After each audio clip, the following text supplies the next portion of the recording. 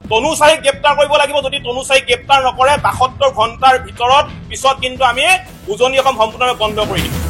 ये लोग सब फ्री में खाने वाला आदमी है सब फ्री में खाने वाला आदमी है ৭২ ঘণ্টাৰ ভিতৰত গ্ৰেপ্তাৰ কৰিব লাগিব তনুশ্ৰাহীক দেশবাসীৰ সন্মুখত অসমীয়া জাতিক উপলুঙা কৰা তনুৱে শাস্তি পাবই লাগিব ये लोग फ्री में खाने वाला लोग है এই বুলি অসমীয়াক উপলুঙা কৰা তনুক ক্ষমা নকৰে অসমীয়াই ये लोग सब फ्री में खाने वाला आदमी है सब फ्री में खाने वाला आदमी है सब दलाल लोग है खड़ा है অসমীয়াৰ ঐক্যবদ্ধ প্ৰতিবাদ দেখি ভয়ত কম্পিত অনা অসমীয়া তনুশ্ৰাহী শিৱসাগৰত যৌথ সংগ্ৰামী মঞ্চৰ সংবাদমেল এগৰাকী যুৱতীৰ বাবে সম্প্ৰতি জ্বলি আছে অসম মাত্ৰ এটা বাক্য যিটো বাক্যৰ বাবে অসমীয়াৰ বুকুত দাও দাওকৈ জ্বলি আছে একুৰা ক্ষোভৰ জুই কোনো দিনে কোনো কালে অসমীয়াৰ সন্মুখত মূৰ তুলি কথা ক'ব নোৱাৰা বহিৰাগতই এইবাৰ অসমীয়া যুৱকক উদ্দেশ্য কৰি ক'লে ये लोग फ्री में खाने वाला लोग है ये लोग सब फ्री में खाने वाला आदमी है सब फ्री में खाने वाला आदमी কম ভয়ংকৰ কথানে এয়াও এক প্ৰকাৰ ভয়ংকৰ আগ্ৰাসনৰ ইংগিত নহয়নে ক'ত পালে অনা অসমীয়া তনুৱে এই সাহস কাৰ বাবে স্বাভিমানী আমাৰ অসমীয়া জাতিক কৰিব পাৰিলে উপলুঙা সম্প্ৰতি ৰাজ্যৰ প্ৰান্তে প্ৰান্তে দুলীয়াজানৰ এই কাণ্ডক লৈ অব্যাহত আছে তীব্ৰ প্ৰতিক্ৰিয়াৰ অসমীয়াৰ ঐক্যবদ্ধ প্ৰতিবাদ দেখি তনুশ্ৰাহী নামৰ অনা অসমীয়া যুৱতীয়ে ক্ষমাও খুজিছে আছুৰ প্ৰাক্তন নেতা শংকৰজ্যোতিৰ নাম এজাহাৰত উল্লেখ কৰা নাই বুলি মিছা মাতিও পাত্তা নাপালে তনুৱে কাৰণ অসমীয়াৰ শেষ আৰু স্পষ্ট কথা শাস্তি পাবই লাগিব জাতিক উপলুঙা কৰা তনুশ্ৰাহীয়ে বৃহস্পতিবাৰে শিৱসাগৰত অনুষ্ঠিত হ'ল যৌথ সংগ্ৰামী মঞ্চৰ এখন সংবাদমেল টাই আহোম যুৱ পৰিষদ জাতীয় সংগ্ৰামী সেনা আক্ৰাছু আহোম সেনা অসমীয়া যুৱ মঞ্চ জাগৃতি মহিলা মঞ্চ উজনি অসম মুছলিম কল্যাণ পৰিষদ আটাছু অনুসূচিত জাতি ছাত্ৰ সন্থা এই জাতীয় সংগঠনসমূহ লগ লাগি সম্বোধন কৰিলে এই সংবাদমেলত স্পষ্ট কথা সংগঠনৰ বিষয়ববীয়াৰ কোনোপধ্যে ক্ষমা কৰি দিয়া নহয় তনুশ্ৰাহীক ৭২ ঘণ্টাৰ ভিতৰত গ্ৰেপ্তাৰ হ'ব লাগিব তনুশ্ৰাহী যদিহে এই দাবী মানি লোৱা নহয় তেন্তে সমগ্ৰ উজনি অসম বন্ধৰ হুংকাৰ যৌথ সংগ্ৰামী মঞ্চৰ ৭২ ঘণ্টা আমি সময় বান্ধি দিছোঁ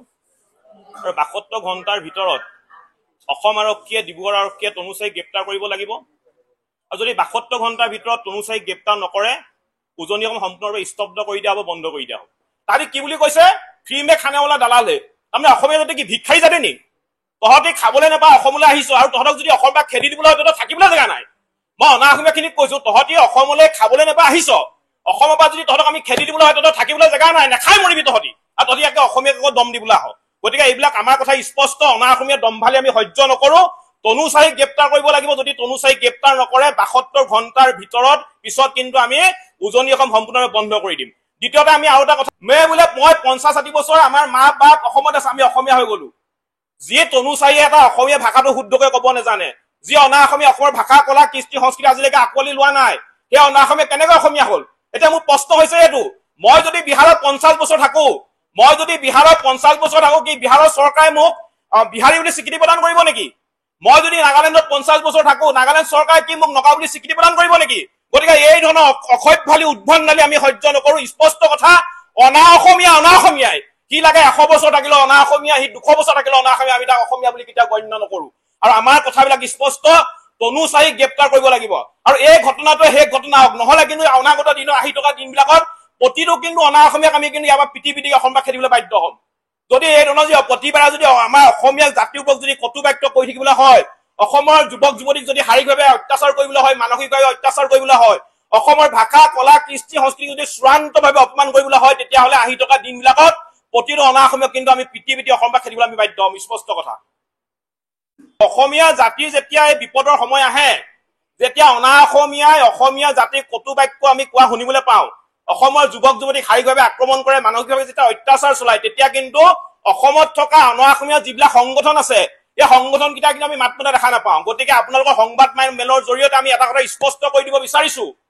অসমত এতিয়ালৈকে যিমান বিলাক অনা অসমীয়া সংগঠন আছে গোটেই সংগঠন কিন্তু সম্পূৰ্ণভাৱে বন্ধ কৰি দিয়া হ'ব অনা অসমীয়া সংগঠন সম্পূৰ্ণভাৱে বন্ধ কৰি দিয়া হ'ব কোনো অনা অসমীয়া সংগঠন কিন্তু অসমত চলাবলৈ নিদিওঁ আমি অসমৰ জাতি অসমীয়া জাতি যেতিয়া বিপদৰ সময় আহে তেতিয়া তেওঁলোকক মাত মাতিবলৈ সময় নহয় কেৱল মাত্ৰ অসমত টকা ঘটিবলৈ আমি দিব নোৱাৰো গতিকে এই ধৰণৰ অনা অসমীয়া যিবিলাক সংগঠন আছে মাৰোৱাৰী যুৱ মঞ্চ ভোজপুৰী পৰিষদ নেকি এইবিলাক যিবিলাক সংগঠন আছে এই সংগঠনবিলাক সম্পূৰ্ণৰূপে অসমত বন্ধ কৰি দিয়া হ'ব যদি অনাগত দিনত এইবিলাক সংগঠনক যদি আমি কিবা কাৰ্যসূচী লোৱা য'তে দেখা পাওঁ ততে কিন্তু গৰু পিতন দিম স্পষ্ট কথা এনেধৰণৰ সংগঠন অসমত নালাগে যিবিলাক সংগঠনে অসমীয়া জাতিৰ বিপদৰ সময়ত মাত দেখা নেমাতে এইবিলাক সংগঠন অসমত কি কাম কেৱল মাত্ৰ টকা ঘটিবলৈ ইয়াত আমি দিব নোৱাৰো গতিকে অসমত থাকিলে অসমীয়া জাতিক সন্মান কৰিব লাগিব অসমীয়া ভাষা সন্মান কৰিব লাগিব অসমীয়া ভাষাৰ প্ৰতি শ্ৰদ্ধা ল'ব লাগিব আৰু এটা কথা ক'ব বিচাৰিম নিউজ ডেস্ক ৰিপৰ্ট প্ৰতিবিম্ব লাইভ